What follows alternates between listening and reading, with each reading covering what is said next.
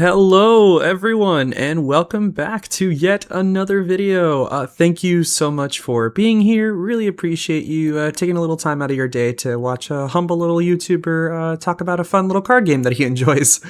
Also, just a preemptive little thing at the top of the video. Thank you guys so much for all the love and support that you guys have been giving to my last couple videos, especially my first gameplay video. I really appreciate it. Would love to get some more action out for you guys out there, so please let me know what kind of videos you guys want to see in the future from me, and I would love to make them happen. Also, another quick little note in the beginning. Not feeling too well, so if my voice is a little under the weather, that's probably why. Speaking of the weather, it is storming like crazy, so if you hear any rumbling in the background of my recording, that is why. Also, if you guys hadn't seen any of the posts I've made here on YouTube, we are going to be starting a campaign playthrough soon of Mutant Genesis, the Mutant Genesis box, kind of in honor of the X-Men 97 cartoon, which I have been loving. I am behind on an episode, so no spoilers there, please.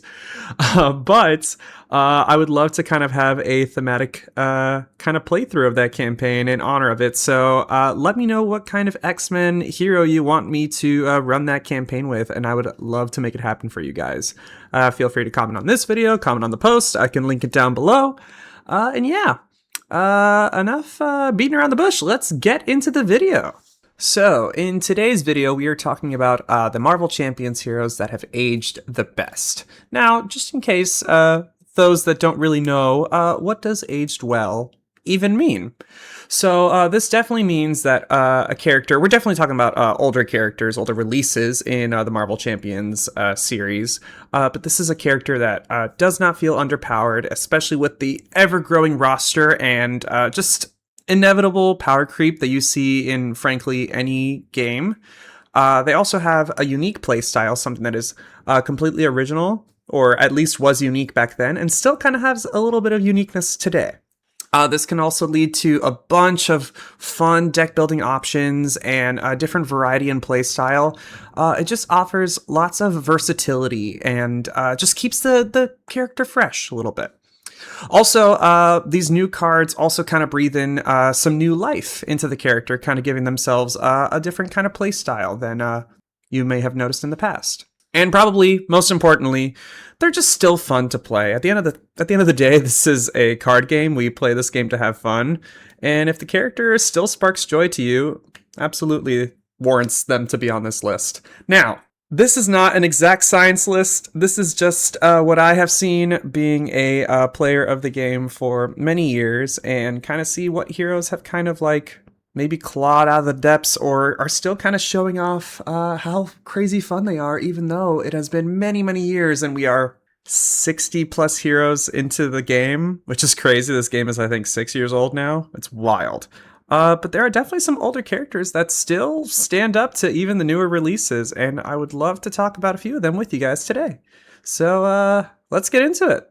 Okay, now first up, I definitely had to talk about one of my favorite characters, one of the older releases. I think it was in the second cycle, I believe. Sure. Yeah, that seems right. It's Ant-Man, Scott Lang. Now, Scott on his release was kind of mind-blowing because he was the very first form-changing hero. Now we have plenty of different types of form changing, whether it be these three-sided heroes or just a hero with a permanent upgrade that they can change forms to. We have plenty of options of those nowadays. But Ant-Man was our very first hero to kind of introduce that. Both him and Wasp were the very first characters to kind of introduce that kind of playstyle. And it was so fun for me. I still love Ant-Man to this day. I need to get him back to the table at some point. But he was very strong on release just because he was able to kind of do a little bit of everything. For those that don't know, his tiny form, basically anytime you change to one of his three forms, you basically get a response. It's either removing threat if you're in tiny mode. If you are going to your giant mode, you can deal damage to an enemy. And if you are in your alter ego, you just get to heal a damage, which is fantastic. So it makes him incredibly versatile, incredibly durable, and you can adapt to a lot of situations. If you're realizing that threat's getting a little out of control, time to go to tiny form. Let's get some threat. If you have a lot of minions or you're about to take a lot of damage, time to go to giant form and maybe deal with that threat. You've also got Pim Particles, a resource in your hand that can either draw you a card or heal you 2 damage. And probably, I think, my favorite upgrade to play out of any hero, it is his helmet. I feel like it just makes his character complete. It is so perfect. If you get his helmet into play, you are cooking with gas, and it is so fun to play. And I think even throughout all these years, just from the sheer value that he brings, just from playing the character, he gets so much done, and it's really, really quite fun to play him, even after all these years. Just the constant flipping back and forth and the constant death by 1,000 cuts is really just so fun to play, at least in my opinion, and I think it's aged really well with him. Now, one thing that I also wanted to showcase in this video were some cards that really cater into the heroes' playstyles, at least the heroes that I'm going to be showcasing on this video today. These can be some newer releases, some older releases, but there's just so many options that I think just really expand the deck building capabilities with these characters that kind of breathes a little bit of new life into them, and it could be really great to showcase and just kind of help your deck building a little bit.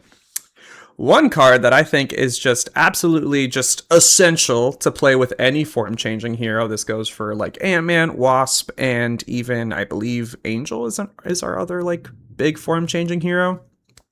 It's Ready to Rumble. Oh my god, this card is insane. The tremendous value that you get from it. It is probably an auto-include. Another thing we get in, I believe it was Next Evolution, the campaign box, was player side schemes, and superpower training is so insane because you can get your Ant-Man's helmet into play just by doing some thwarting, which he can easily do by flipping to tiny mode and just exhausting with a basic thwart. One card that we got in one of the more recent releases, I believe this was in the Hercules pack, was Avenge Me. Such an insane card. Ant-Man has already got the Avenger trait, so if you're playing kind of like an Avenger ally swarm, this is just free card draw. Y'all can hear the thunder behind me. But yeah, it's just insane value, and if you can team this up with like a rapid response card to just constantly recur those allies and keep getting more card draw, this card is nuts. And lastly, kind of an older release, but I love playing Scott in like a kind of pseudo shield build with Monica Chang. It gets to a point where if you get enough surveillance teams and you also have like your army of ant supports, you can basically just deal all this damage to the villain and remove all this threat from the scheme without ever having to exhaust your character, which I just find so hilarious, and it just keeps me coming back to Ant-Man. He is just really fun, and it's very much, at least to me, it's like a death of 1,000 cuts character, and there's so many things you can be tapping and exhausting, so much stuff on your board. It's just really fun, and I think it's still fun even to this day after like almost, I think, 5 years since his release. It's been quite wild. But yeah, I love Ant-Man. He is our first one on this list. Okay, next up on our list is the God of Thunder himself, Thor. Now, Thor came in our very first hero cycle, which was back in 2019, which is insane to think that we're still playing this game and we still have brand new releases. Thank you, Fantasy Flight Games, so much for the continued support on this game. But yeah, Thor was our very first kind of minion-focused archetype hero. And he had a bit of a rocky start, mainly because he was introducing a lot of new things. We kind of got a character that was very rough on thwarting, that wanted to encourage kind of like a more risky play style. We had never had that in the game before. Also, we were back to that 4-hand size, that high hit points. So it was a character that was more focused on taking damage rather than actually kind of avoiding damage like some of our squishier characters. So he had a bit of a rocky start. There weren't a lot of cards in the set yet that supported that minion-focused playstyle. He still had fantastic damage, and he could draw so many cards if you kind of play correctly with your deck and just keep recurring those minions at least once a turn to just keep triggering his hero ability. He still kind of stinks at thwarting, even nowadays, but there are plenty of new cards in this current landscape of the game that definitely at least remedy that problem a little bit. And yeah, I think now he's definitely come to his own in this new landscape of Marvel Champions 6 years later, which is ridiculous to think. But yeah, he's definitely got a lot more cards that really feed into his playstyle, and he feels pretty good, especially in multiplayer. I feel like in multiplayer, when he can just focus on one objective, he's always been fantastic. I think in solo, that's really where he struggled. But even now, he definitely has a lot of cards that can really, really help kind of bring in his versatility a little bit more. One card that I think is just an absolute game changer in not only Thor's deck, but any hero that has 14 hit points or above is Limitless Stamina. Just having a 1-cost ready in your kit is so insane. And I think this buff was exactly what these higher hit point characters with lower hand sizes needed. They also got the card Unshakable, which gives them steady. Having those status cards was just gut-wrenching to them, unfortunately. And I think just that little extra bit of catered support to those heroes was exactly what they needed. And Limitless Stamina is just the poster child of it. We also just got a ton of cards released throughout the years that really support that minion playstyle. For example, we got Spoiling for a Fight. I believe this came out in Winter Soldiers pack, which is all about putting a minion into play engaged with you, ready your hero. It's basically just like Limitless Stamina, but it triggers your hero ability and it readies you. So technically it's play this card, get a minion, draw 2 cards, and ready your hero. For 0 cost, insane. Also, on the leadership side, we have Squared Off, which is the same thing, put a minion into play engaged with you, but you get to play an ally from your hand, reducing it by 3. So ridiculous. I believe this came out in the Magneto pack, if I'm not mistaken. Yes, Magneto. And lastly, we have Infiltration. This lets you discard a number of cards from the top of the encounter deck, and you can remove threat from there. But if a minion is discarded, you put it into play engaged with you. But as Thor, that's not so bad, because that basically just means, oh, if I get a minion, that means I just get to draw 2 cards. So all these cards really feed into the playstyle of, yes, there is risk in putting in a minion, but Thor kind of wants minions out there anyway, because he just gets to draw more cards and reap more rewards. And yeah, I think Thor is doing pretty great in the landscape now. He has a ton of support now. And yeah, really proud of how far he's come. Up next is Spider-Man, which is one of our core set heroes. So +1 point for you there on saving on value a little bit. Spidey, I actually played him in my first ever gameplay video. You can check it out now on my channel. But Spidey, I kind of took him a little bit for granted. I hadn't played him in, I want to say, like 6 months since before that video. And I was surprised how efficient he was. I was like, okay, his damage is very bursty. His thwarting still stinks, but he's incredibly good at just avoiding damage and avoiding all these bad things from the villain. And it's all coming down to that Spider Sense hero ability that he's got, which whenever the villain initiates an attack against you, you just draw a card. Also, his alter ego, you just generate a free resource. It's so simple, but it is just incredibly effective. And I think that's really, really fun with Spidey's kit. He can also, if you just keep triggering that hero ability, he can draw an insane amount of cards. There is no limit to how many times you can trigger that hero ability. So if you can keep getting the villain to attack you, you can draw crazy, crazy times. And yeah, there are just some cards that I've released recently that really, really feed into the playstyle that he wants to get into, and also just kind of creates new playstyles that he wants to do. For example, I think the craziest one is Taunt. It triggers, basically this is the villain attacks you, and instead of drawing 3 cards, you draw 4 cards because of your hero ability, which is absolutely insane. It basically just means redraw your hand, basically, almost -1. Drawing 4 cards for 1 resource cost, insanity.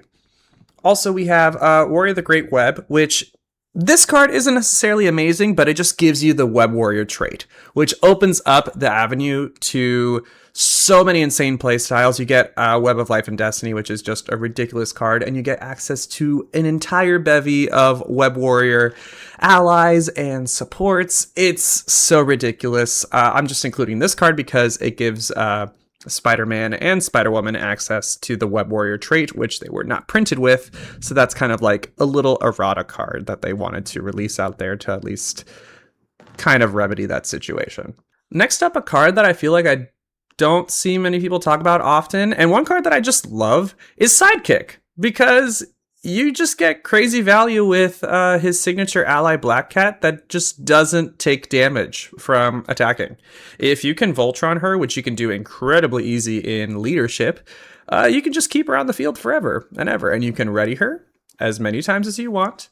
I don't think that she has the Avenger trait, so you can't like ready her with Sky Cycle, and I believe that came from the Hawkeye pack, but you can make her an honorary Avenger, and you can make that happen other ways. There are so many cards that you can just boost up Voltron with Black Cat. It becomes so ridiculous, and there were so many cards released in the X-Men cycle, and I believe the Age of Apocalypse cycle, that just lead into the Voltron playstyle. Lastly, another ridiculous one is just Ingenuity.